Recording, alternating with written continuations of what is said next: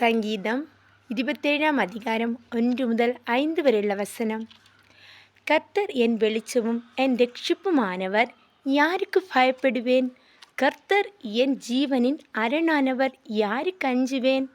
என் சத்துருக்களும் என் பகைஞருமாகிய பொல்லாதவர்கள் என் மாம்சத்தை பட்சிக்க என்னை நெருக்கையில் அவர்களே இடறி வீழ்ந்தார்கள். எனக்கு விரோதமாக ஒரு பானை இறங்கினாலும் என் இருதயம் பயப்படாது. என்மேல் யுத்தம் எழும்பினாலும் இதிலே நான் நம்பிக்கையாயிருப்பேன். கர்த்தரிடத்தில் ஒன்றை நான் கேட்டேன், அதை நாடுவேன்.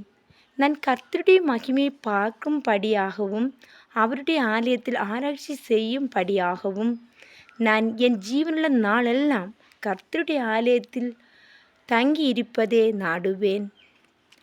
தீங்கு நாளில் அவர் என்னை தம்முடைய கூடாரத்தில் மறைத்து, என்னை தமது கூடார மறைவிலே ஒளித்து வைத்து, என்னை கன்மலையின் மேல் உயர்த்துவார்.